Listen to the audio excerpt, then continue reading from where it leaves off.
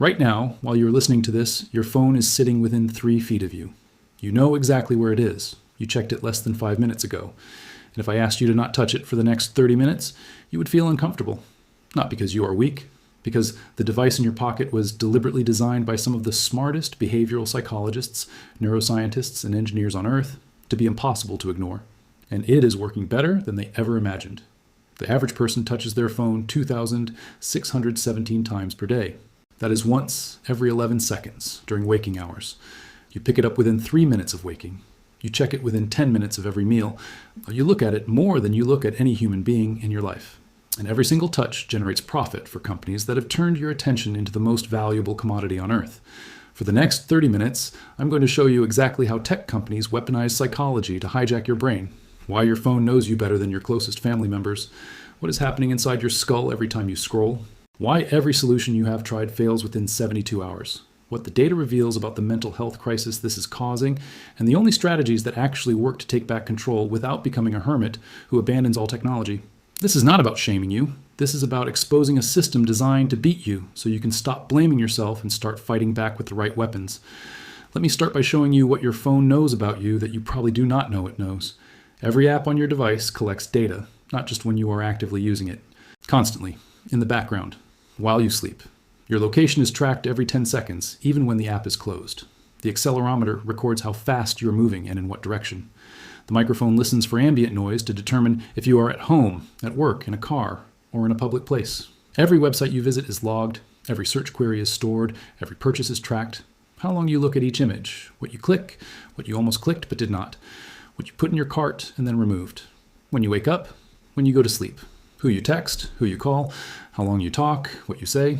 And from all that data, algorithms build a profile of you that is more accurate than any human assessment. Your phone knows when you are sad because your search patterns change. You look for comfort food. You watch nostalgic videos. Your messaging frequency drops. Your phone knows when you are lonely because you scroll more at night. It knows when you are about to break up with someone because your texts get shorter and more formal. It knows when you are stressed because you check your phone more frequently in shorter bursts. It knows when you are lying awake at 3 a.m. because the screen lights up in a dark room. And it sells all of this information to advertisers who use it to show you ads at the exact psychological moment when you are most vulnerable to buying something you do not need. This is not speculation. This is documented business practice. Apps are free because you are the product. Your attention is what they sell to advertisers, and they have gotten so sophisticated at predicting your behavior that the algorithms know what you want before you consciously want it. You think you decided to buy that thing. The algorithm decided for you 3 days ago when it started showing you targeted ads designed to manufacture desire. Now let me show you how they engineered the addiction, because this was not an accident. This was deliberate. The core mechanism is called variable reward scheduling. It is the same psychological principle that makes slot machines addictive. When you pull down to refresh your feed, you do not know what you will see. Maybe a message from someone you care about, maybe a funny video, maybe a like on something you posted, maybe nothing. That uncertainty is what keeps you checking. Your brain releases dopamine, not when you get the reward, but in anticipation of the possibility of a reward. So every time you reach for your phone, your brain gives you a hit of dopamine before you even unlock the screen. You feel that little rush of possibility. And because the reward is unpredictable, you keep checking, over and over and over, because maybe this time there will be something good. The people who designed the system knew exactly what they were doing. Former engineers and executives from Facebook, Instagram, Twitter, and TikTok have gone public with admissions that they deliberately built features to exploit human psychology. Infinite scroll was designed, so there's no natural stopping point. You never reach the end. There's always one more post. Autoplay was designed so you do not have to make a decision to keep watching. The next video starts automatically. Read receipts were designed to create social pressure. Now you know the other person saw your message and you are waiting for a response. Streaks were designed to create anxiety. If you do not check in every day, you lose your streak. Every feature is optimized to keep you on the platform for as long as possible. Not because it makes your life better, because it makes them money. And here's the part that should make you furious. The executives who run these companies do not let their own children use these products. Steve Jobs famously did not allow his kids to use iPads. Executives at Facebook and Google send their children to schools that ban smartphones and emphasize face-to-face interaction. They know what they built. They know it is addictive. They know it is harmful. And they protect their own families from it while selling it to yours. Now let me show you what this is doing to your brain. Because the damage is measurable. Your attention span is collapsing. In the year 2000, the average human attention span was 12 seconds. As of 2025, it is 8 seconds. That is less than a goldfish. You cannot focus on a single task for more than a few seconds before your brain craves the next hit of novelty. Reading a book feels impossible. You get 3 pages in and your mind wanders. Watching a movie without checking your phone feels like torture. You have been conditioned to expect constant stimulation. And when you do not get it, you feel restless and anxious. Your memory is deteriorating. You do not remember phone numbers anymore. You do not remember directions. You do not remember appointments or birthdays or facts. Your brain has outsourced memory to the device. And neuroscience research shows that when you stop actively using your memory, it weakens. This is called digital amnesia. You know you can Google anything instantly, so your brain stops bothering to retain information. And over years of this, your capacity for memory declines. You're training your brain to be dependent on external storage. And when you do not have your phone, you feel lost. Your ability to think deeply is damaged. Deep thinking requires sustained focus. You have to hold a complex idea in your mind for an extended period and work through it step by step. But your brain has been trained to expect interruptions every few seconds. So when you try to think deeply, your brain resists. It wants the quick hit, the easy answer, the instant gratification. You have lost the ability to sit with complexity and uncertainty. Everything has to be simple and fast, and that is making you worse at solving problems, understanding nuance, and making good decisions. Let me show you what this is doing to your sleep. The blue light from phone screens suppresses melatonin production. Melatonin is the hormone that makes you feel sleepy. When you look at a bright screen before bed, your brain thinks it is still daytime and delays the release of melatonin. So you take longer to fall asleep. But the light is not even the biggest problem. The content is worse. When you scroll through social media before bed, you are exposing yourself to emotionally charged content. Things that make you angry, things that make you envious, things that make you anxious. Your mind is racing when it should be winding down. And when you finally do fall asleep, the quality is worse. You spend less time in deep, restorative sleep because your brain is still processing all the stimulation you just fed it. And then the next day, you are tired. Your cognitive function is impaired. Your mood is worse. Your self-control is lower. And when you are tired, what do? You reach for your phone more. Because scrolling is easy. It requires no effort. And your exhausted brain is desperate for the quick dopamine hit that scrolling provides. So you get caught in a cycle. Poor sleep leads to more phone use. More phone use leads to worse sleep.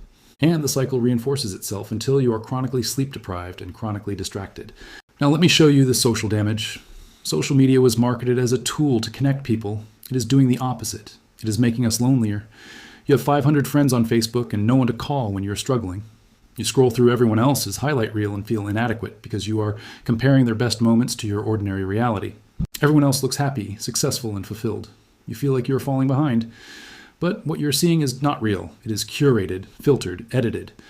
And comparing your messy reality to someone else's polished performance is destroying your self-esteem. The mental health data is overwhelming. Multiple large-scale studies show that people who use social media more than 3 hours per day have double the rates of depression and anxiety compared to people who use it less than 30 minutes per day. Teenage girls are suffering the most. Suicide rates among girls aged 10 to 14 increased 56% between 2007 and 2021. That period corresponds exactly with the rise of Instagram and Snapchat. Researchers have identified a direct correlation between social media use and suicidal ideation in adolescent girls. This is not a coincidence, and relationships are dying. You sit across from someone you love and both of you are staring at your phones. You're physically present, but mentally somewhere else. Conversations are shallow because no one can sustain attention long enough for depth.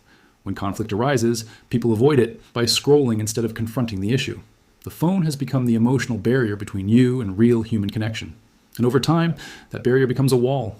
Intimacy requires vulnerability and presence. You cannot be vulnerable when you are distracted.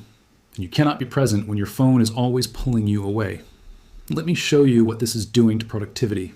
You think you are being productive because you are always connected. You are responding to emails instantly. You are staying on top of notifications. You are multitasking. But you are not productive. You are fragmented. Every time you check your phone while working, it takes an average of 23 minutes to return to full concentration on the task you are doing. And you check your phone 50 to 80 times per day during work hours. Do the math. You're losing hours of productive focus every single day to context switching. You're working longer hours and getting less meaningful work done because your brain is constantly interrupted. And multitasking is a myth. Your brain cannot do two things at once. It switches rapidly between tasks. And every switch costs time and mental energy. When you are in a meeting and checking your phone under the table, you are not doing both. You're doing both badly. You miss half of what is being said in the meeting. and you miss half of what you're reading on your phone. And everyone around you knows you are not fully present, they can see it, and they lose respect for you. The long-term consequence is that you never develop expertise in anything. Expertise requires thousands of hours of focused practice, but you cannot focus for more than a few minutes, so you stay perpetually at the surface level of everything. You know a little about a lot, but you never go deep. And in a world that rewards deep expertise, staying shallow is a career death sentence. Now let me show you the economics. Tech companies make money from your attention. The business model is simple. The more time you spend on their platform, the more ads they can show you.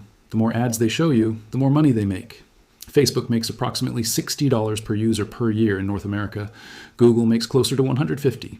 TikTok is approaching $200. They make this money by selling your attention to advertisers.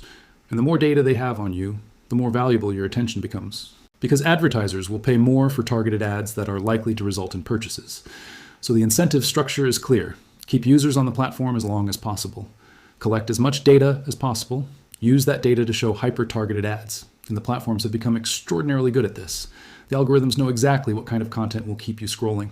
They test thousands of variations and optimize for engagement. If outrage keeps you engaged, you see more outrage. If cute animal videos keep you engaged, you see more cute animals. The algorithm does not care what is good for you. It cares what keeps you clicking. The average American spends 7 hours per day looking at screens. If we monetize that at an average of $60 to $150 per user per year, that is approximately 15 to 35 cents per hour of your attention. Over a lifetime, your attention is worth tens of thousands of dollars to these companies, and you are giving it to them for free in exchange for dopamine hits and the illusion of connection. Now let me address why quitting is so hard. You have probably tried. You deleted Instagram for a week, you set screen time limits, you put your phone in a drawer, you went on a digital detox. And within 3 days, maybe a week, you are back to your old patterns. Why? Because you are not fighting a personal weakness. You are fighting a system designed by teams of behavioral psychologists, neuroscientists, and engineers with billions of dollars in resources whose entire job is to keep you hooked. Your willpower is not enough. The system is designed to beat willpower. App limits fail because apps make the content more engaging to compensate. You set a 30-minute limit on TikTok. TikTok responds by showing you more emotionally intense videos in those 30 minutes, so you get the same dopamine hit in less time. You are not using less. You are just getting a more concentrated dose. Grayscale mode fails because the content is what is addictive, not the colors. Turning your phone black and white does not make the dopamine hit weaker.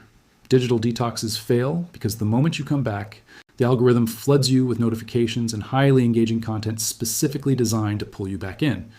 The platforms know you left. They want you back, and they use every tool they have to recapture you. Cold turkey quitting fails because your phone is not optional anymore. You need it for work, for navigation, for banking, for communication. You cannot just throw it in the ocean, so you are stuck trying to moderate your use of a device engineered to be unmoderated. It is like trying to drink responsibly from a bottle that refills itself and follows you everywhere. So what actually works? Let me give you the only 3 strategies that research and real-world experience show have lasting impact. The first is friction. You have to deliberately make it harder to use your phone in addictive ways. Delete social media apps from your phone entirely. Only access them through a web browser on a computer. That single step forces you to be intentional.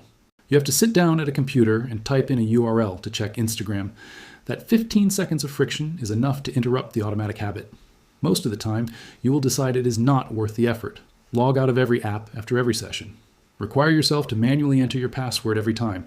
That delay is enough to make you pause and ask whether you actually want to do this or if it is just compulsion. Turn off all notifications except phone calls and texts from important people. Notifications are not a helpful service. Notifications are a manipulation tool designed to interrupt whatever you're doing and pull you back into the app. Every notification is engineered to trigger curiosity or anxiety.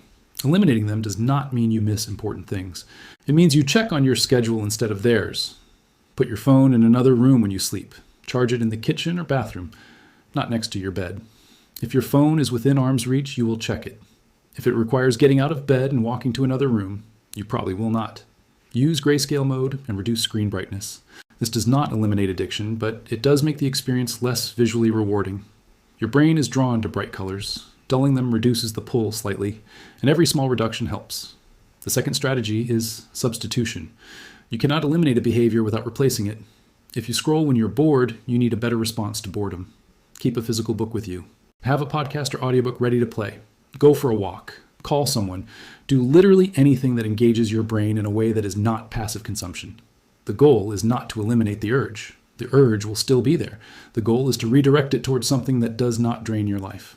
If you scroll when you are anxious, learn a breathing technique or a grounding exercise. 5 deep breaths. Name 5 things you can see. Anxiety wants quick relief. Scrolling provides that. But so does breathing. And breathing does not make the anxiety worse the way scrolling does.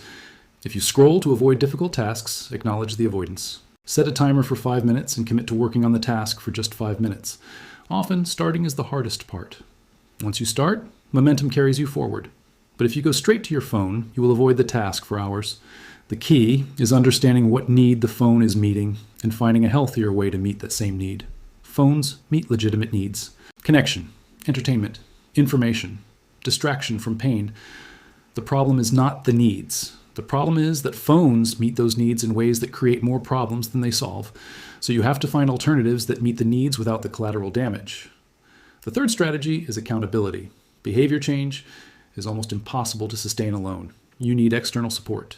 Tell someone you trust that you're trying to reduce your phone use. Ask them to check in with you every week. Share your screen time data with them. Knowing that someone else will see your usage makes you more conscious of it. And when you slip, which you will, having someone to talk to about it helps you reset instead of spiraling into shame and giving up.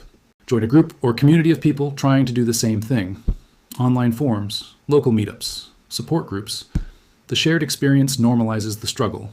You realize you're not uniquely weak. Everyone is struggling with this. And seeing other people make progress gives you hope that you can too. Use apps that track and limit screen time, but share the data with someone else. Make it visible, make it social. The more accountability you build in, the harder it is to ignore your own behavior. But here's the truth. No one wants to say out loud. You're probably not going to quit your phone entirely. And that is okay. The goal is not digital monasticism. The goal is intentional use. The goal is to use your phone as a tool instead of letting it use you as a product. Check social media because you consciously decided you have 10 minutes to kill, not because a notification pulled you in. Watch a video because you chose to, not because autoplay kept you watching. The difference between intentional use and compulsive use is the difference between control and being controlled. And understand this clearly. Your attention is the most valuable resource you have. It is more valuable than your money. Money can be earned again, but attention, once spent, is gone forever. Every hour you spend scrolling mindlessly is an hour you did not spend reading, learning, creating, building relationships, pursuing goals, or even just sitting quietly with your own thoughts. The opportunity cost of wasted attention is staggering, and the companies profiting from your distraction know this. They are competing for your attention against every other possible use of your time. And they are winning because they have spent billions of dollars on research and engineering to make sure they win. The people who build great work, who maintain deep relationships, who feel fulfilled and present in their lives, are not necessarily smarter or more disciplined than you. They are the people who figured out how to protect their attention from systems designed to steal it. They treat their phones as tools. They use them intentionally. And they do not let the dopamine-engineered algorithms dictate how they spend their finite time on Earth. The gap between people who control their attention and people who surrender it is widening every year. And that gap will determine the quality of their lives. Here is what I want you to take away from this. You are not weak. You are not broken. You are being manipulated by the most sophisticated behavioral engineering systems ever created. And now that you understand how the manipulation works, you can fight back.